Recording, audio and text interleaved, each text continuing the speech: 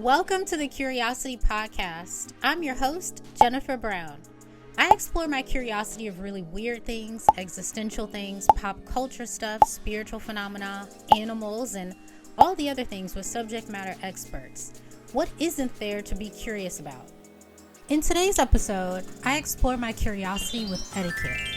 I saw Juliet Mitchell, a life etiquette expert, featured in a very popular national newsletter that I love, so I had to reach out to her for this episode, and lucky me, she obliged.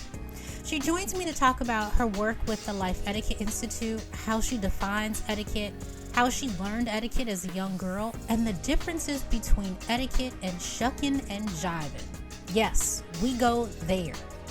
Etiquette for Black folks has always been a hot topic, so here's what we have to say about it in the comments on social media. This conversation is for all generations because, as Juliet Mitchell, who I call Miss J, that's etiquette, y'all, she says manners are memorable. So let's get into my curiosity. What's up with etiquette? Featuring Juliet Mitchell, aka Miss J. Hi, Miss J. Good morning, Jen, and how are you? I am doing well this morning. How are you? I am well and excited to be here. Good. I am so glad. Our listeners are really thrilled. I'm especially thrilled to be talking to you because, as I already introduced you, you are a licensed life etiquette professional. You love inspiring and educating new and emerging professionals for career and life success. And you're the president and CEO of Life Etiquette Institute. So as somebody who has always been very interested in etiquette, we're going to dive right into etiquette. So according to you, Miss J, what is etiquette? Wow. So there are some dictionary definitions of etiquette, and most people think about being nice, kind, and polite, and that's true. So the way I describe etiquette, think about a spectrum. On one end, there's nice, kind, and polite. And on the other end, there are rules and laws and protocol. And in the middle is the core of consideration, integrity, and honesty.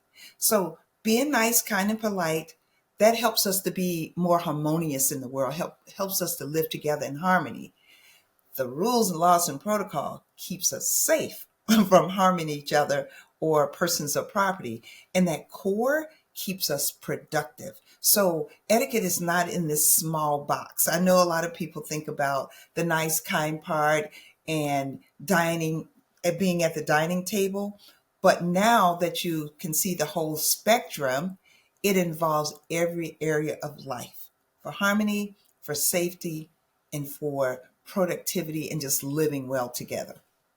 I love that. Everything that you're speaking about in terms of safety, in terms of interpersonal relationships, everything really does harken upon harmony, right? Yes. It's a way of making sure that we all are able to live harmoniously.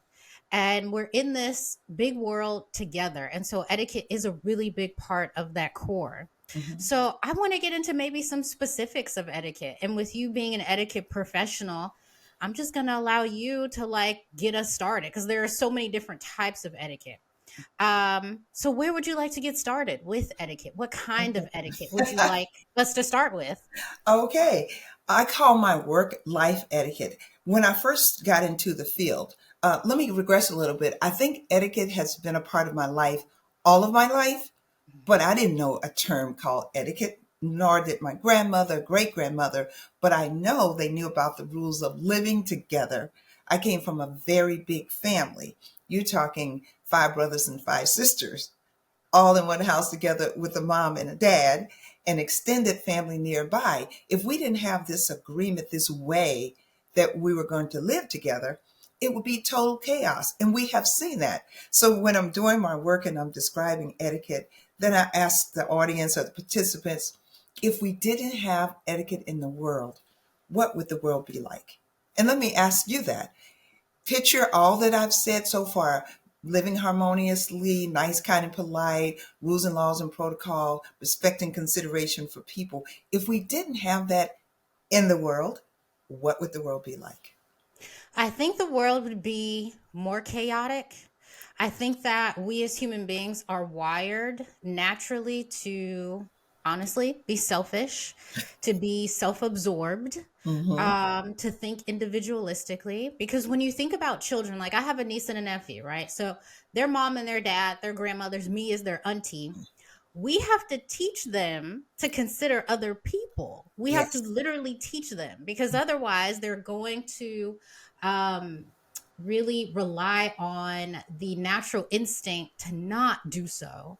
That's So when true. you say, that etiquette really is at the heart of us living together, then to your question, without etiquette, it would be chaotic.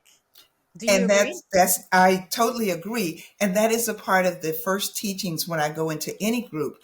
Because people I would go in, they say, oh, I want to learn how to eat, I want how to do this. I'm going first. And I'm insistent on this now with my work. The first part of what I do, we talk about what etiquette is and why it's important for success. Whether you're living together in a home or apartment, whether you're in community, in school, going to the grocery store, how do you treat people along the way? When you go into the workplace, there's a set of guidelines. So sometimes there are rules. And remember, the rules and the protocol and the laws keeps us safe from harming each other. And on the other hand, it keeps us productive and working together. I give you a quick example about society. So there's some things going on in the state and across the country, and a lot of protests especially among college students. It happened during my generation. It's happening during this generation today. So in one college, there is so much chaos. There are rules and guidelines for peaceful protests. That's what we're asking people to do. They got out of hand. And it wasn't just the college students, it was other people infiltrating things. And then yesterday, I'm driving down the street here, right in Minnesota, and there's a protest. People were on the bullhorns, they had signs, they were making speeches, but it truly was a peaceful protest. They were doing what they needed to do, but they were also taking a stand as well. So I could hear their message. I couldn't hear the chaotic message because there was too much going on. So, how are we going to do this thing called protesting? And people, again, you make an agreement that this is how I'm going to do it, but you're going to suffer the consequences as well. Whether you're a little kid, decide they don't want to put their toys away, well, maybe you get the toys taken from you. Or an adult saying that I'm going to be how I want to be in the workplace, or I'm not going to pay my bills, you're going to get kicked out of your house. So there's a consequence for not obeying the rules, or for not compromising sometimes, or give and take, and extending grace to each other. This idea, ooh, this is fascinating, Miss J. This idea of etiquette in protesting is Yes. not something that I ever thought about before. So I love that you're bringing this up because it is really opening my mind up to this idea of, as you said, an agreement of people having to behave right in a certain way Hmm. to accomplish a goal. Yes. So with protesting, and what's going on right now with schools like Columbia University and others, Yes. they are protesting the what they believe to be is like a genocide, right, of the Exactly. Palestinian Hmm. people, right? Hmm. Um, so when I think of protesting, I do think of an angry demand of whatever I want. So Hmm. then what kind of etiquette do you or what kind of etiquette, what's the question, what kind of etiquette should you display? What's the agreement, of etiquette in protesting? For some people, there is no agreement. It's like with war, there's guerrilla warfare and Mhm, there's organized war. It's still war at the end of the day, mhm. but when you do harm to people in such a way, there's just no redemption for that, or in my world, it's like no redemption, or it's hard to forgive that. And I'm not going to say what the atrocities are. We know what they are. So again, where is this give and take? I'm not sure where that is. Exactly.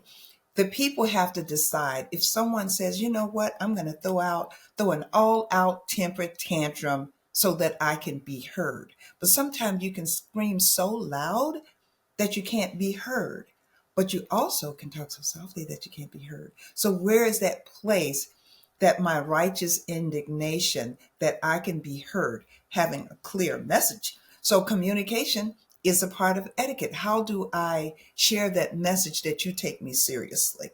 And sometimes you Mm-hmm. have to amp it up a little bit. The people who are organizing it, the leaders, I think having a clear leadership in a plan of how you're going to do things. If this doesn't happen, we're going to take it this level. If this doesn't happen, we're going to take it to the next level. And sometimes that's not even time to come to that agreement, like what happened with George Floyd here in Minnesota. The whole country got indignant. Some people destroyed their own neighborhoods, and I have some issues with that. But in same token, they had to be heard, and they got heard, if that makes sense. It does make Mhm, sense. mhm, It also makes me think about, I wasn't around during the 60s when our beloved and late Martin Luther King Jr. was mhm, at the forefront of civil rights mhm. for our people, but people all around the world. But he is known for more of a peaceful protest movement. Whereas, and everybody does this, so I'm being very stereotypical now. Whereas Malcolm X had more of an indignation, like at Mhm, the beginning of his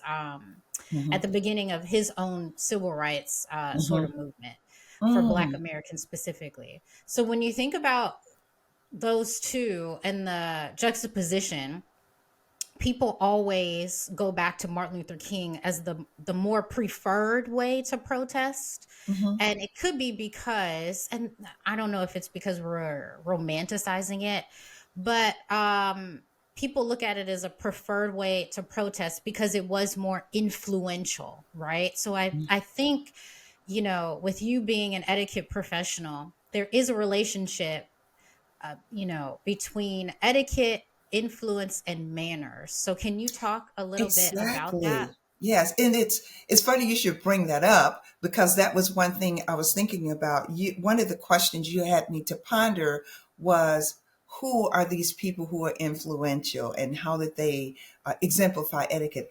I believe both Martin and Malcolm. Malcolm X was one of the classiest men. And when you really look at his life and how he carried himself and how his movement evolved, and I wasn't there, but I'm looking at the movie, and there was a scene where these men were smartly dressed and they were like regimented and they were all in order. And when he told them to move, they moved. They moved as one. So they had been behind the scenes doing the work. They were not chaotic, and they did so much for the community. Now, their approach was differently, and I respect that more today because of what I know, really looking at the whole picture. On the other hand, Martin has a different approach, but it doesn't mean they couldn't be at the table together, because when the two of them came together in the same room, and there were a couple of times, um, they they actually sat with each other and they talked. We don't know the nature of that conversation, but they didn't come out fighting with fists. They agreed to disagree on how they would approach things. So it's just different. It wasn't a right or wrong, in my opinion. I love that. Mhm. So, moving away from protesting and politics, which I love, and I love this again idea of etiquette in protesting. Mhm. Tell us about your work specifically. What kind of etiquette do you teach? Well, glad you asked that question. So, my work, I call it life etiquette because there is a way to be in life. And one of the things I found out about myself, again, in my own journey, this is part of what I bring to the world. It's my gift of being able to work with people and get along with people of any area. If you want to sit and have a conversation with me, regardless of our differences, there's a way we can do that if we agree to be at the table together. I shared with you that my motto, so to speak, is manners are memorable. Put your best foot forward and claim your seat at the table. When you're at the table, you're better positioned for success. So, regardless of our differences or our views, when we come to the table, we have agreement for that space in order for us to leave successfully. And success depends on how you define success, right? But if you can't get to the table, or if you get to the table and you act out, or something interferes with your ability to relate or interact with each other, then you leave the table unsuccessful. Again, whatever success means for you. So my work is across the spectrum. I say from the backpack to from the bookcase to the backpack, from the backpack to the briefcase. All of us in this world together. Sometimes the little ones need it. And we're in a generation now that our little ones did not get taught those early lessons about respect for other individuals, for person, property. I said it's about respect for yourself, respect for others, and respect for the world around you. What does that look like? You may not have the knowledge. That's why the ones before you should teach those. But what if they didn't get it? Right? So some of our young adults, we moved away from that. Things that were taught in the church years ago or at community centers, a lot of that funding went away. People don't go to church. So some of those basic skills were kind of lost. And then we get to school and the kid is chaotic at school because they don't have good boundaries. They don't know how to relate to people. They've been in a chaotic world. And we're trying to pull that in and shape them so that we can get the best out of their young minds. And if you're in a chaotic situation, that's nearly impossible. You don't get the best. So tell us about your foundation with etiquette. Where does it come from? As I said earlier, I'm a Southern woman, and those basic manners coming from a big home, they were just expected of you. You were told when you went out, again, I was in that era that just coming up behind Martin Luther King. I remember the early years, but I was pretty young at that time. But I do remember mom, grandma, your neighborhood said you were, when you went out, you were representing your family, you were representing your culture, being Black, and then you were representing sort of the community. So, and we did go to church. So some of those early lessons were taught at home, they were echoed at church, and they were echoed at school. I was just on that brink of integration, so it was still relatively segregated. So our community actually knew each other. Your teacher may be in your church, your counselors, your Girl Scout leaders, all of these people were vested in you being your best because they knew the world we were coming into. And was there sort of like a dichotomy? We had a Black Southern culture and we had the dominant culture. Well, where was your place in that? How did you get along at home and how did you get along in public? If you learn those basic guidelines at home, your church and community, then you know how to apply them in these other environments. And you are still authentically you. At the end of the day, you are you, but you're using your skill sets in a different environment. I love this idea of you still being you, Hmm. right? But Hmm. um you are adhering to these agreements, right? Exactly. So my husband is Southern. Okay. So I'm sure you're gonna have this in common with him. But when he talks to my mom, well, now he calls her mom, but he could have called her Miss Ford, Hmm. or there's always a Miss somewhere or Yes. ma'am somewhere. Hmm. Um, so do you still adhere to that kind of etiquette? And if so, what are some other examples? I do. And because I work with a lot of young people, I still tell them when introducing yourself or meeting someone for the first time, especially if they are older in a position of, I'm going to say authority, so to speak, and I use that loosely. Titles are important. And even if we go back to Mother Africa, titles were important. If you were the chief of the village or the mother of the village, you were given that respect. So we still give each other that respect willingly. And until you know me, I'm Miss Mitchell or Miss J, so to speak. That's why I got the persona of Miss J, because young people, you don't call me by my first name. You're a teenager, right? That's part of my Southern culture, unless I tell you to. So I'm Miss J and I can say, oh, call me Juliet, or I let it be. So giving that person that respect of their age, their position, and their accomplishments. Doctor so and so, that it takes a lot to become a doctor at anything. So using that title unless they tell you. So yes, in the South, some people still use yes ma'am or no ma'am.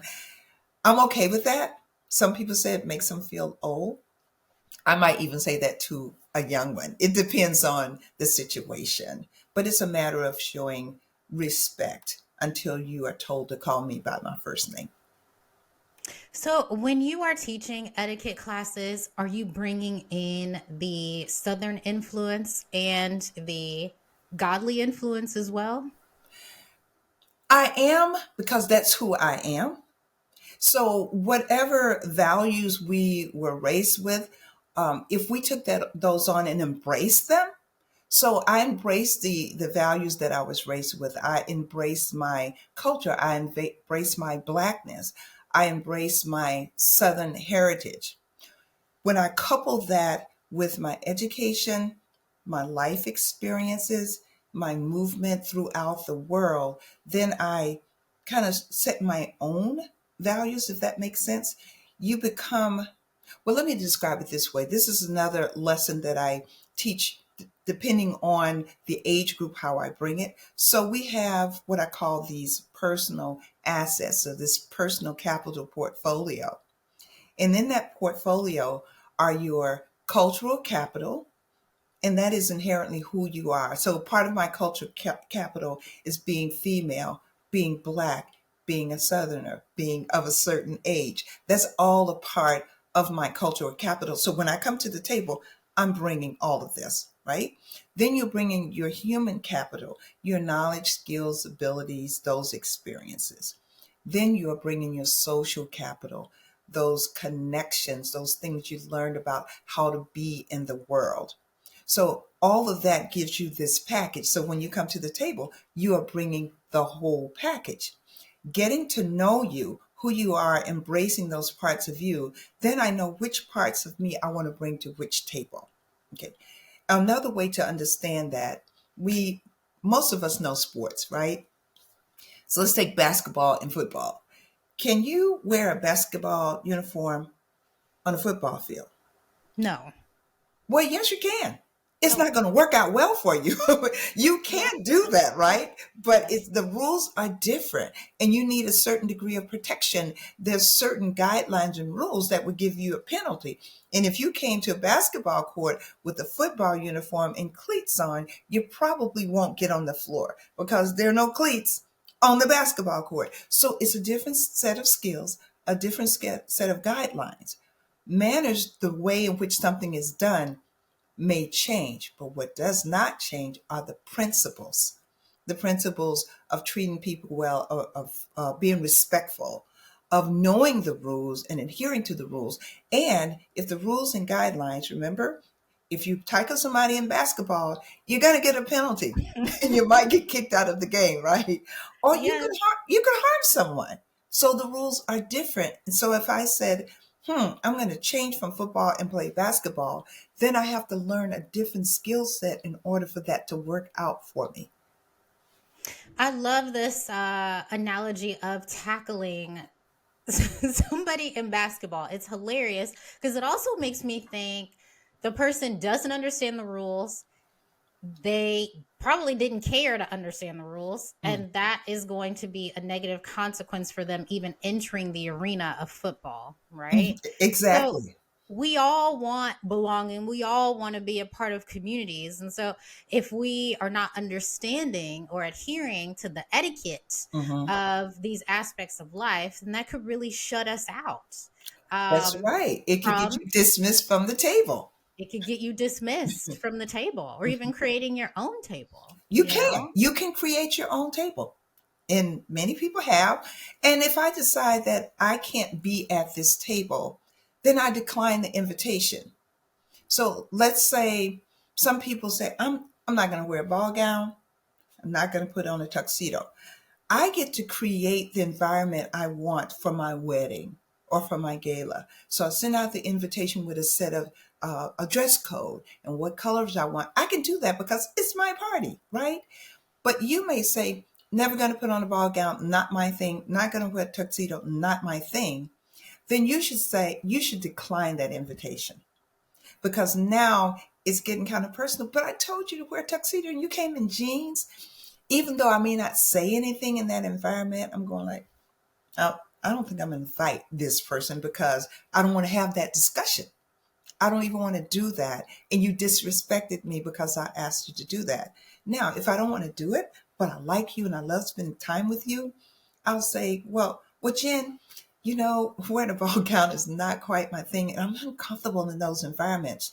Why don't we meet up for coffee? After things calm down a little bit and you have some time, why don't we meet somewhere more casual? Then I still get to spend that time with you. But I've respected you enough to say, no, I don't think I'll come. What I love about that as well is, this idea of presenting yourself in a way that will allow you a seat at the table, right? Yes. But Mm-hmm. then, as you're saying, right, in this ball gown example, if you're like, you know what, if I have to wear a ball gown to sit at this table, then I'm going to create my own table, right? So Yes, that no ball gown person creates her own table. exactly. However, what I'm hearing you say is, however, you can create your own table, but there's still going to be foundational etiquette rules that even at this new table that you Mm-hmm. have Mm-hmm. created are pretty much in the table that you rejected. And what I'm hearing is respect, Yes, communication, yes, even some humility as well. So while exactly. we might have people who want to be rebellious to basically order, Yes, there's always going to be order. Order is always going that's to it. win. That's it. And out of chaos comes a new order. And that's the way of the world. There you go. Mhm. That's good. I love it. I love it. Oh, that got me thinking. Okay, so I want to go back to your childhood because I Yes, think it's so interesting. yes, 5 brothers, 5 sisters. yes. What number are you? I'm the last one. Hey, you the baby. Well, actually, there were 11 born. And one of my sisters who I never knew because she died as an infant, but she had a name, and so we still include her in the number. So here I am, the youngest of all these siblings. My dad, Southern man, military. Well, there were rules in the household. Again, with that many kids in a small house, it would have been total chaos. So I saw the older brothers and sisters kind of get it when they did something wrong. And I was like, I don't want that. I don't want the belt. Okay, I'm going to go ahead and say it. I don't want to whip it. Okay, that's the language that we use. I'm like, I don't want to whip it. I got a couple when I was young, and they said I got off the hook, but I didn't. I just didn't do what they did because I didn't want to get what they got. Because you're the youngest, that's why. The I youngest always get That off. I'm is the so not oldest. true. And I'm telling you, oh, it's so true. Oh, Miss J is so true. It's so true. Maybe some of that, but I did learn from observing them. I had a brother that always got it's like, why you keep doing this? You know what's going to happen, right? The consequences are there. And I decided I didn't want those consequences. So I actually was a pretty good kid overall. So again, I learned from observing. And then it's always been a part of my nature. How do you get along with people? We had extended family. My great grandmother was still living when I was a kid. I spent time with her. I spent time with my grandmother, my mother, and all this huge family. Most of us had the same family values. There was no lying, no cussing, probably no smoking, maybe a little drinking, but you didn't do it out in public. You know what I'm saying? So you have those family things that help you to live together. And when people weren't treated well, when you didn't feel welcome or you didn't welcome someone into your home, then that was going to be a problem. And you would get called on that problem. So observing them and observing how we were able to live together When it's dinner time, come to the table and eat. If you miss dinner, you might not eat. There was no eating all different times of the day. There was some set times for certain things. When you came into the house, we had a dirt yard. Your feet had to be clean and your hands had to be washed. So again, that's part of etiquette of living together. It would have been a total mess if we came in from bare feet and just tracked up the house. You were going to be mopping the floor at midnight.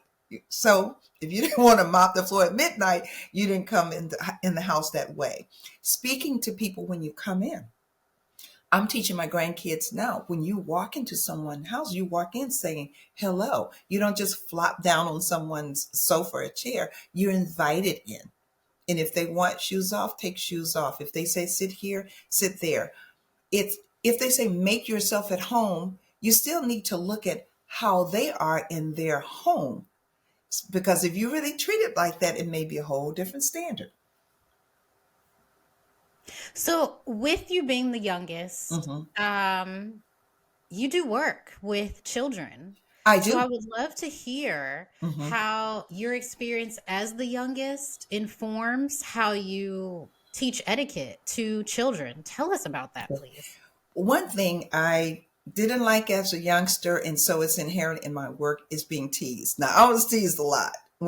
Again, I kind of learned language early, and I learned how to read and write like real early, keeping up with the brothers and sisters. So I also had to develop some verbal skills and a little thick skin to get through some of the teasing that my brothers and sisters did. So, but I know how that impacts a person's life.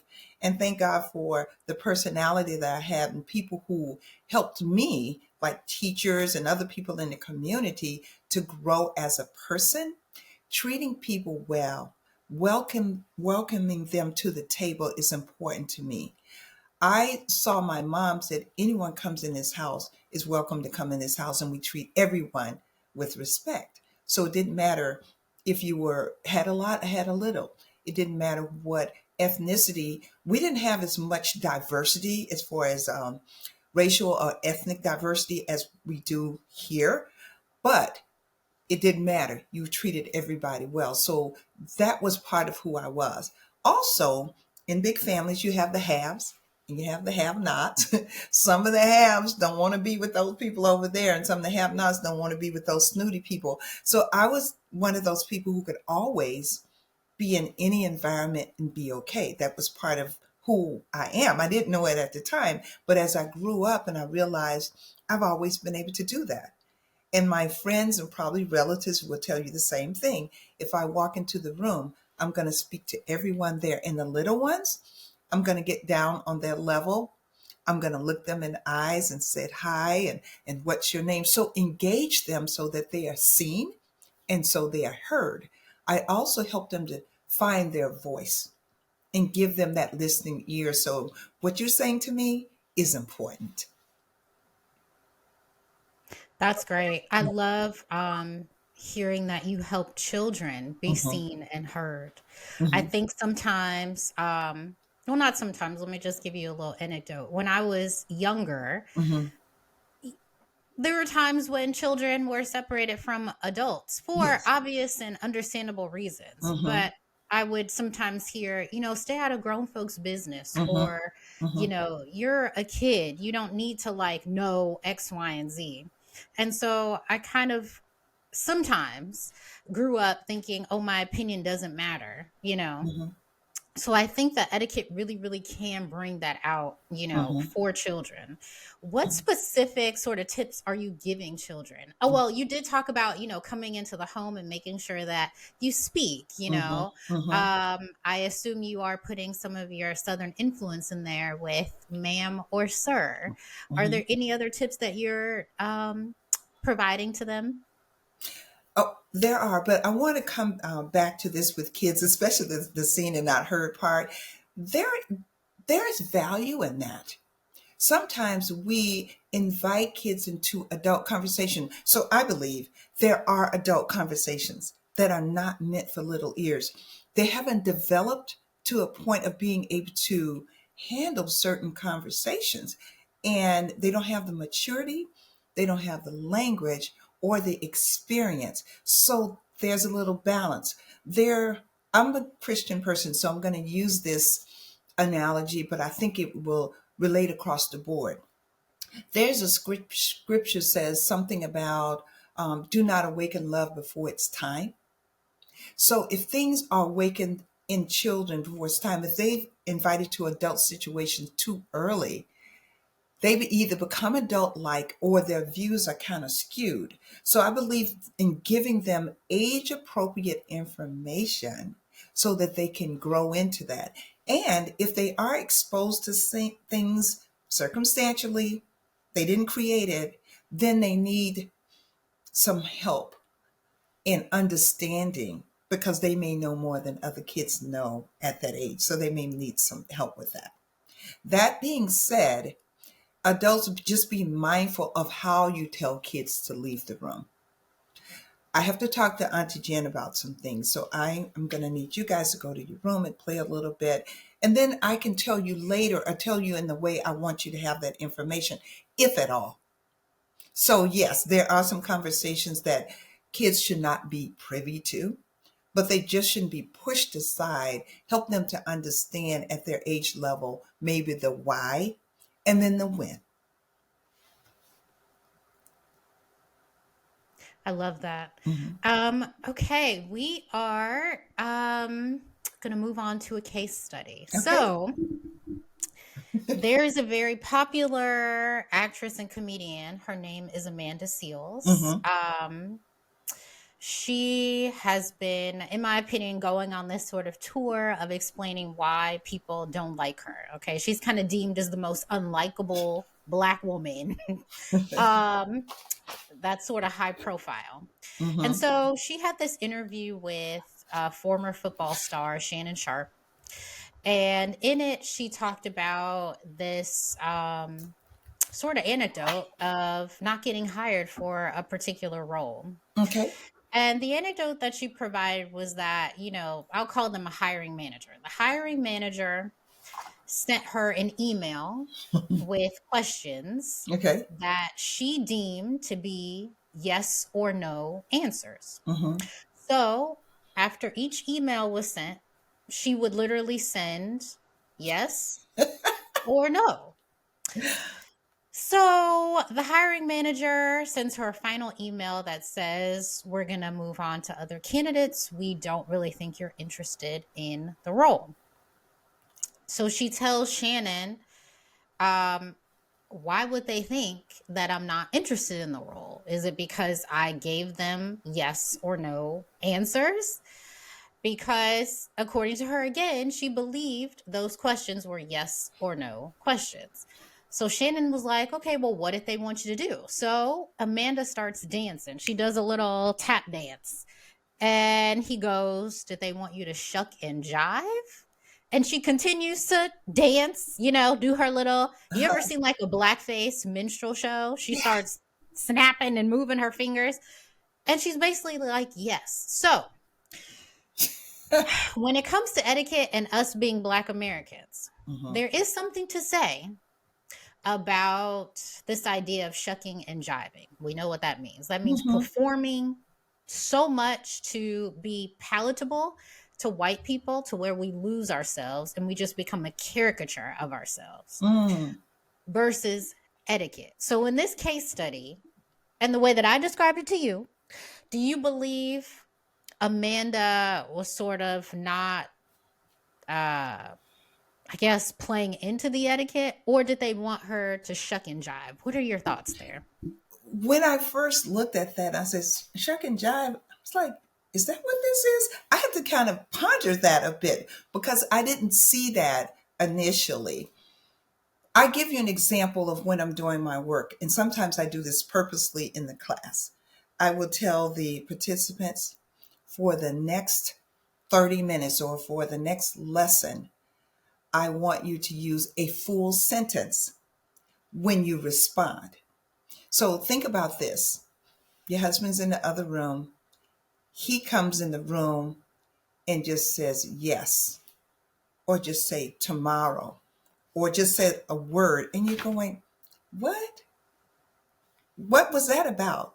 Well, if you've been talking, maybe you know, but I say act as if you've never heard the question and you say, yes, I've had experience doing XYZ. Then you can turn it around and say, would you like for me to give an example? So it's kind of that balance. So let me back up a little bit. Part of my work is job preparation, workforce development, getting people ready for job interviews in the workplace. That's how I started. Etiquette was a little piece of that. Through the years, the manners, actions, and behaviors took the front seat. So I still do some of that work. So, excuse me, if I was coaching someone like her, I would say, answer the question fully. Use a complete sentence. So I said, whatever you say, you got to use a complete sentence. And it's pretty challenging.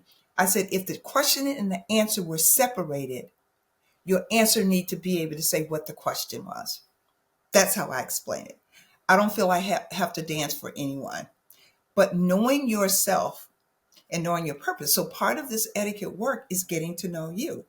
I encourage people to do a personality assessment.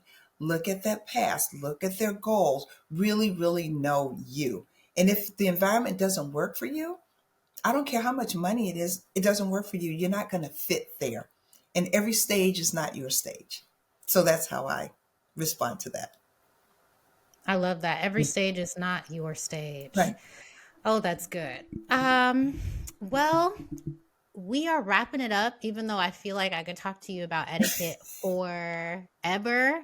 It's an Is there endless thing. anything? Mhm. It really is. Is there anything you would like to add?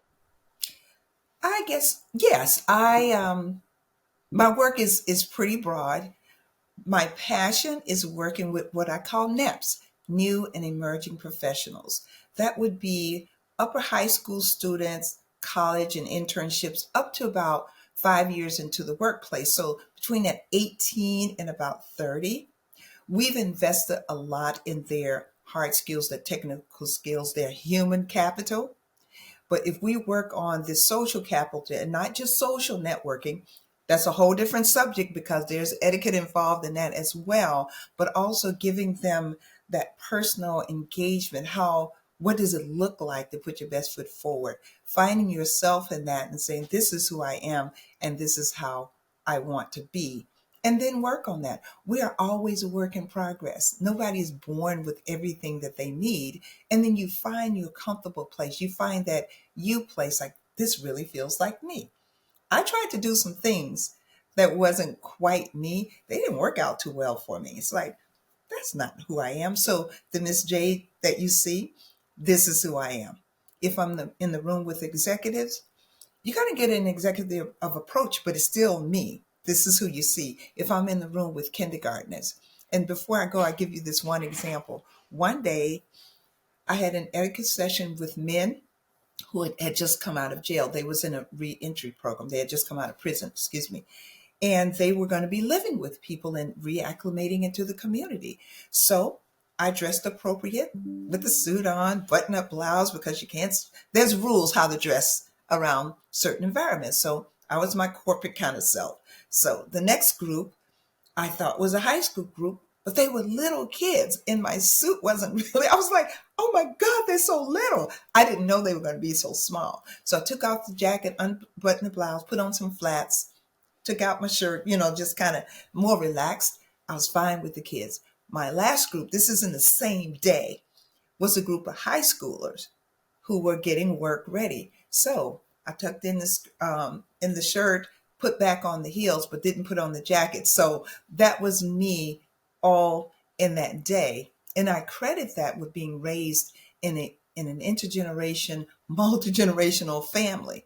We had elders, we had little kids, we had the have nots, we had all these people we had to learn how to relate to and integrate with and be in the presence of. So I honed those skills early and perfected those, or shall I say, developed them as I got older in my work. And that is my gift to the world. Thank you so much, Miss J, for joining us for this episode of What's Up with Etiquette. Please tell everybody where they can find you. My website is lifeetiquetteinstitute.com. You can find me there. You can hook up with me on LinkedIn, Juliet Mitchell, Juliet, not ETTE, Juliet Mitchell on LinkedIn. And my Instagram is Manners Are Memorable. Put your best foot forward and claim your seat at the table. When you're at the table, you're better positioned for success.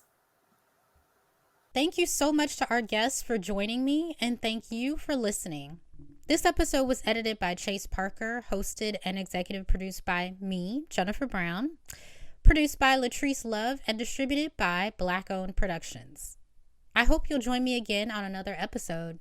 The Curiosity Podcast is a safe space to not only explore my curiosity of all the things, but yours as well.